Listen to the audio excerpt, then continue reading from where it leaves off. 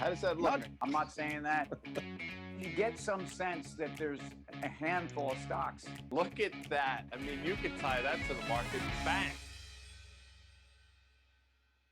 Welcome back to Commercial Break. And Guy and I tonight are going to explore the world of Disney movies of days gone by, or Disney movies of current. And I think there's actually a really important anniversary this week, Guy Adami. This week in 1940, so that's 82 years ago, Tim, 82 Disney years, released Pinocchio, which, by the way, it was from an Italian author, I believe, Pinocchio, which makes sense if you think about the name. You have Pinocchio, obviously. Geppetto is the toy maker. What is Geppetto? I mean, I know he was the toy maker. Is that actually like so? And by the way, if your name is Geppetto, like what are your friends calling you? That's a great question. I mean, Peter maybe, or Jep, or Jeppy, or I'm not sure. Whenever we go to Italy, I love gelato. You know, I mean, it does. You know, it's not. I mean, it might as well be. Your name might as well be gelato because and it's not ice cream. You ever notice that? Like, there's something about Italian gelato that's not really. It's not ice cream. It's better. Like a lot of things in Italy, man. I got to tell you, I'm half Italian, so I'm gonna go with the country land. No, I agree with that, and I think part of it is just being in Italy. I think it gives that sort of, that mystique that lends to it, and all the accoutrement, which is a French word, by the way, not an Italian word. My favorite flavor would be like a mocha. A mocha. I feel like, if you're getting gelato, like mocha, you can get that anywhere. In fact, you can probably go to France and get a mocha and get a Frusenglasen. Remember that ice cream that came out? Frusenglasen, absolutely, yeah, I remember that. And by the way, it was made in like Cleveland. And with all due respect to Cleveland, it wasn't like from Scandinavia. So they were ripping off Haagen-Dazs, who ripped off an ice cream company, and like Haagen-Dazs isn't even made in Sweden. Like the whole thing. So you're on your desert island. We've done desert island discs and stuff. Desert island ice cream. Yeah, give me your desert island. You can only pick one flavor. That's it. It used to be that Heath Bar Crunch. By the way, all right, so it's chocolate cookie dough. Who out there in Commercial Break audience hasn't taken some of the dough out of their cookie dough ice cream and heated it up in their little toaster oven to see if they can make a cookie? That's right. Don't look at me cross-eyed like that, Pinocchio. I actually have done that, and it's fun, and it works.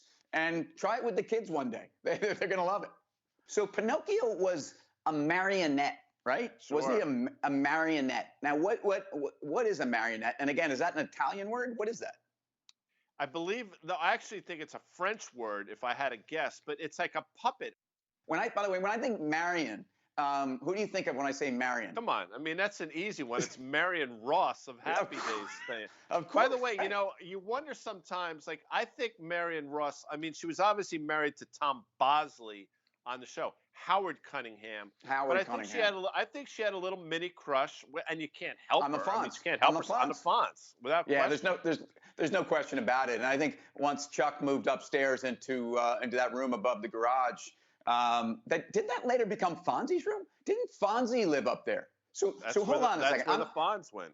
I never thought about this. And by the way, you know what? Maybe we shouldn't think deeper about this, because there might have been something going on between Marion and the Fonz. And Marion Ross, Howard Cunningham, great parents. I felt like they were almost like a second family to me.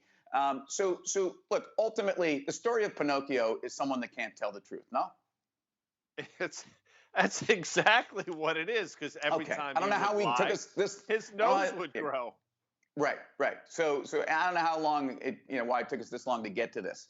But when you think about, first of all, you ever have a buddy that was just absolutely chronically lying? Like it was a problem. Like they didn't know how to tell the truth. And you'd be like, dude, I was with you. Like I grew up with you. No, you didn't play varsity baseball. Like I don't, like he'd be out like, yeah, when I played baseball. I'm like, time out, Pinocchio.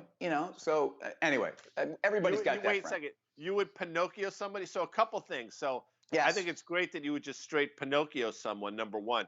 You just said to tell the truth. By the way, if you watch like these on cable TV, you can find anyone. Nice. That was a great show. You get three people up on stage, folks, in Commercial Break Land who don't know this show.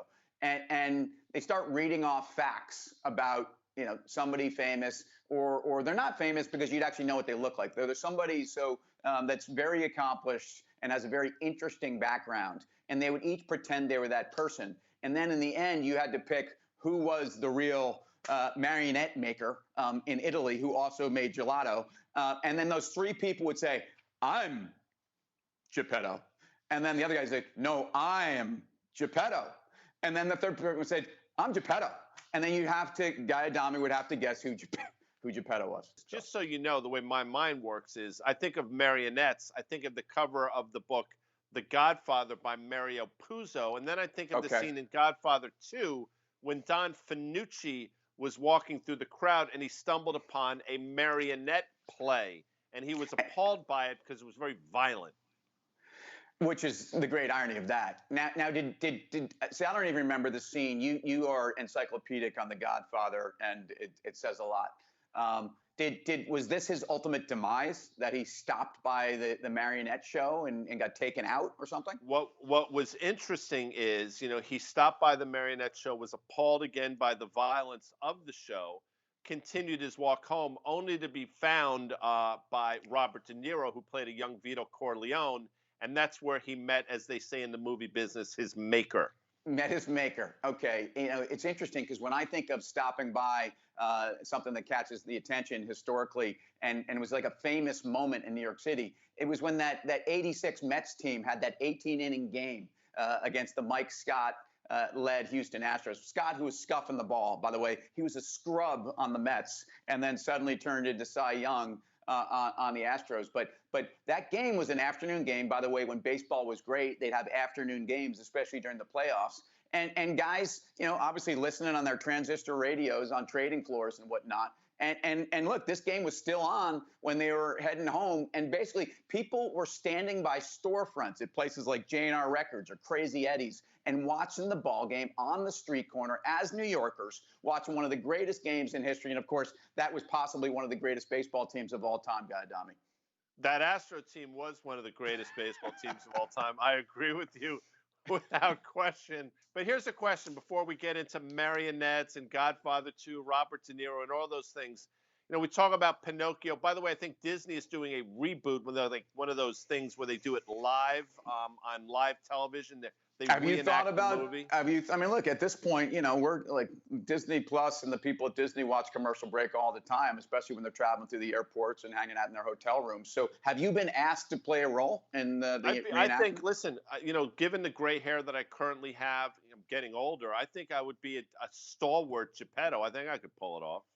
Okay, quickly, which company out there in today's world in the stock market is living the big lie or is telling a lie? And again, it may not be their fault. It may be the market that is believing something that is not there. Well, what's interesting is, not to cast aspersions because I can't spell either word, but if you look at what Cathie Wood in the ARK ETF, for a long time, that was telling a story. And if you look at what's happened over the last 6 months, the holdings in that ETF have been cut in half. Literally. Yeah. And that has fallen on hard times. So maybe, I don't know if the market was telling a lie 6 months ago, if it's telling a lie now. That's what you need to decide. But you talk about a change in fortunes, much like Geppetto lost Pinocchio to the whale and all those things. Well, I'm just saying, I'm tying it all together for you. By the way, you used the word cast, and I have to think about Gilligan's Island. Look, Tesla is living a lie, and people are going to hate me for this, and it's a big holding with Cathie Wood in ARK. But again, a real company doing real things, God bless them, in EV land. It is not the dominant company in terms of its valuation that I believe the market has given it credit for. But right now, we're probably, we're living a lie that we actually are doing this in under 10 minutes, Guy Adami. So I think it's time for us to leave. This has been fun. Hopefully you find yourself chuckling as you make your way in your travels. Hope your travels are safe. Hope they're enjoyable. He's Tim Seymour. I am Guy Adami. Neither one of us are Pinocchio, folks, just so you understand. But collectively we are. And you are not Geppetto, even though I know you want to be. But we are Commercial Break. See you on Reach TV every night at 6 o'clock.